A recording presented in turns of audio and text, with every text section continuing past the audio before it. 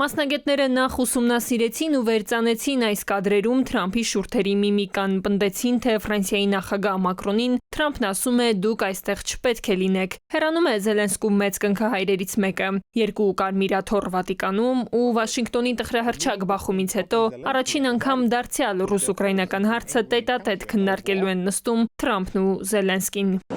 Հանդիպումից մեկ օր անց արդեն Թրամփը կոչ է անում Ռուսաստանի նախագահ Վլադիմիր Պուտինին դադարեցնել կրակոցները եւ ստորագրել խաղաղության համաձայնագիրը։ Բացի այդ, մի ուշագրավ հայտարարություն էլ է արել Միացյալ Նահանգների նախագահը, կարծիք է հայտնել, թե Զելենսկին պատրաստ է զիջել Ղրիմ թերակղզին Ռուսաստանին, ինչը Ուկրաինայի առաջնորդը վաղուց կարմիր գիծ էր համարում։ Թրամփի այս հարցազրույցից ժամեր անց Զելենսկին դարձյալ ասում է այդպիսի տեսակետ չունի, ձևակերպել է, թե Ղրիմը կմնա որպես Ուկրաինայի ժամանակավոր օկուպացված տարածք։ Մեր դիրքորոշումը չի կարող հակասել Ուկրաինայի սահմանադրությանը, մենք չենք կարող ինչ-որ բան տալ կամ չտալ։ Սա մեր սեփականությունն է, ոչ թե իմը, սա ուկրաինացի ժողովրդի սեփականությունն է։ Տարածքները ցավոք ժամանակավորապես օկուպացված են։ Ղրիմում հանրաքվեն տեղի է ունեցել զենքի սպառնալիքով, եւ դրա արդյունքները ոչ ոք չի ճանաչի։ Ով է ավելի լավ խաղում, Թրամփը, որ վստահ է այսպես թե այնպես Ղրիմը կմնա ռուսական տիրապետության տակ նաև պատերազմի ավարտից հետո, թե Զելենսկին, որ ժողովրդը հաջող հայտարարություններ է անում Վատիկանից Կիև հասնելուն պես։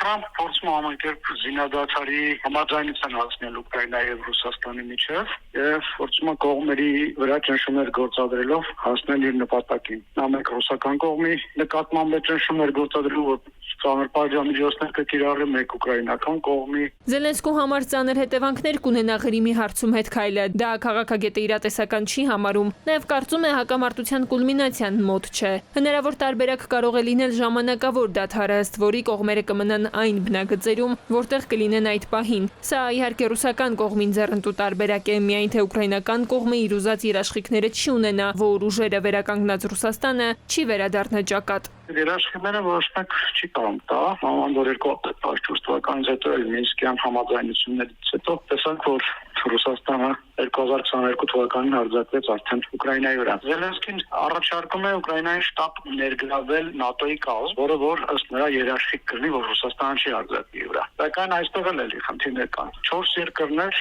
դեմ էին։ Եվ որքան էլ Թրամփը օր առաջ հակամարտությունը կանգնեցնելու կոչեր է անում, կողմերի հռետորաբանությունը խաղաղության մասին չէ։ Զենքի արսենալի սպառմանը զուգահեռ հաջողություն չի գրանցում Թրամփի ձեռնարկած դիվանագիտությունը։ Պուտինը 3 օրով կրակը դադարեցնելու որոշում է կայացրել բացառապես հայրենականի հաղթանակի տոնակատարությունների առիթով, բայց եթե Կիևը որոշի այդ օրերին կրակել, ըստ ռուսական կողմի համարժեք պատասխան կստանա։ Տիգրան Գուրգենյան, ժամը լրատվական։